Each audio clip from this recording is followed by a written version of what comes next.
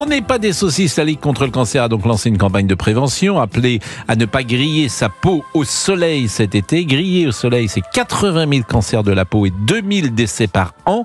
Mais c'est pas 80 000 cancers nouveaux par an, j'espère, de la peau. Je vais poser la question à Pierre Vabre, mais j'imagine que c'est 80 000 cancers depuis combien de temps? Je ne sais pas, mais c'est pas chaque année, parce que c'est énorme. Les cancers de la peau font partie des 40% de cancers évitables. Le nombre de mélanomes a quadruplé depuis 1990. Des expositions au soleil plus fréquentes ou la mode du bronzage artificiel comme des cabines UV. Alors on est avec Pierre Vabre. Bonjour Monsieur Vabre. Monsieur Vabre. Bonjour. Bonjour Monsieur Vabre, j'entendais du monde derrière vous. Non, c'était notre régie. C'était la régie, voilà. Notre régie. Bonjour Monsieur Vabre. Alexandre. Vous êtes professeur au CHU de Dijon et vous êtes dermatologue. Bonjour. Bonjour, c'est bien ça. Très difficile de trouver un dermatologue dans Paris. Si vous voulez un dermatologue, je peux vous dire que vous prenez rendez-vous aujourd'hui, vous aurez un rendez-vous le 15 novembre. Même vous? Mais il n'y en a plus de dermatologues. Il y en a plus de dermatologues. Je sais, partout en France, c'est sûr que peut-être qu'un jour on pourrait vous expliquer la problématique que nous on rencontre de notre côté, et les causes et les conséquences de cette pénurie de médecins en général et de dermatologues en particulier. Je vous assure, je suis avec le ministre de la Santé régulièrement sur ces discussions. Il se trouve que dans ma famille, je suis confronté à un jeune qui vient de passer sa première année de médecine, qui a eu validé sa médecine, qui a 11 et demi, mais qui est pas bien classé, et il est obligé d'aller en Roumanie pour aller faire ses études. Je vous assure, je trouve ça invraisemblable. Un jeune qui est doué, qui a toutes les qualités, qui veut faire médecine, on est obligé de l'envoyer à 3000 km de Paris parce que tu peux pas redoubler. Mais on est chez les fous, Monsieur Vabre. Et tout le monde est d'accord, y compris le ministre de la Santé avec qui j'en ai parlé, mais personne ne change. Non, malheureusement. Et c'est même pire que ça, si vous voulez. Parce qu'avec le nouveau système d'admission dans les études, le système qu'on appelle PASSLAS, on a bloqué des gens très brillants sur des conneries, c'est-à-dire des questions sur la barrière de corail, comme ça s'est produit au début. Et inversement, on laisse passer des gens qui ont une formation littéraire, ce qui n'est pas une mauvaise chose, mais ils se retrouvent à pas du tout être capables de suivre le niveau des études quelques années plus tard. Bon, enfin bref, c'est un autre. Vous n'êtes pas venu pour ça, mais c'est vrai que c'est un sujet. J'en parle souvent à l'antenne d'ailleurs parce que je trouve ça tellement invraisemblable.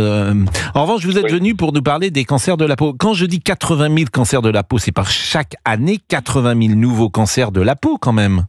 Alors, je suis un peu ignorant sur l'épidémiologie des cancers. Je vous prie de m'excuser. C'est pas 80 000 cancers de la peau par an, si c'est des nouveaux cancers de la peau. Ce qu'il faut voir là-dedans, c'est que certains cancers de la peau, je dirais même la plupart, sont des cancers qui ne vont pas évoluer vers des métastases et donc qui vont être peu mortels, on va dire. Donc oui, un cancer de la peau, c'est quelque chose de très fréquent.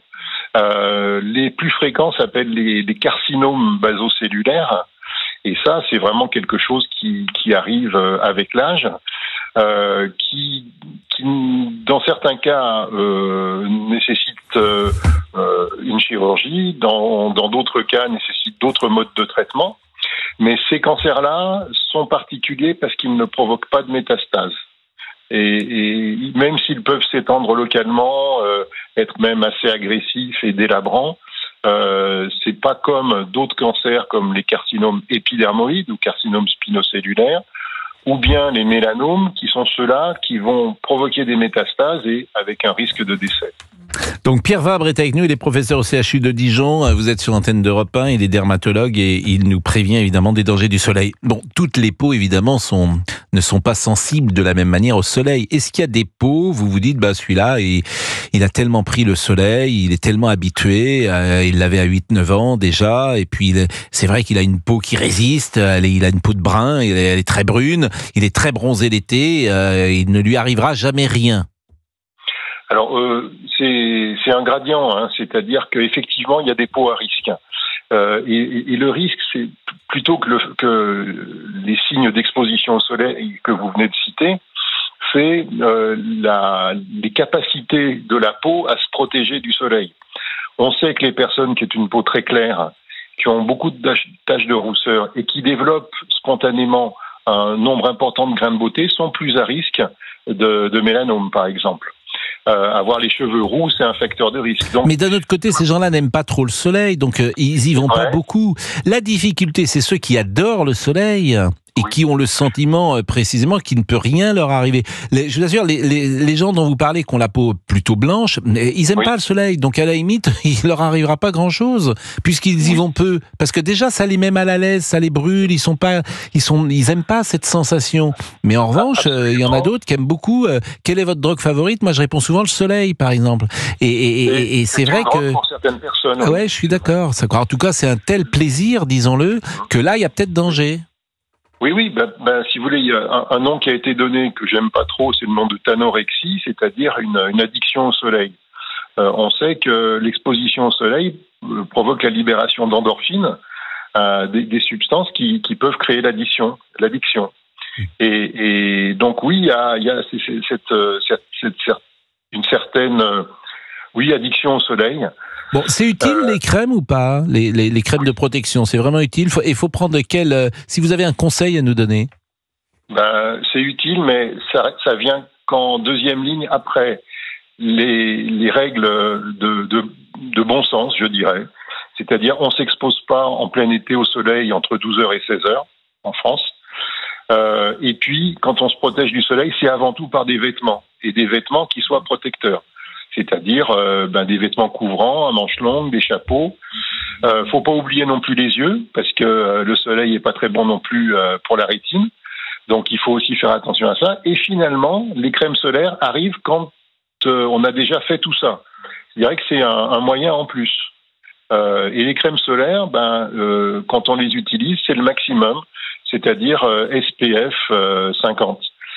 Les crèmes solaires, c'est parfois une fausse sécurité parce que elles protègent bien des UVB, c'est-à-dire les UV qui sont les plus agressifs, on va dire, mais parfois un peu moins bien des UVA qui, malgré tout, même s'ils ne font pas brûler directement, entraînent des conséquences biologiques à long terme sur la peau qui sont également délétères pour l'apparition de cancer et le vieillissement. Bon, et on oublie le monoeil, évidemment, qui sent bon, mais qui n'est pas... non. Il n'a aucun intérêt.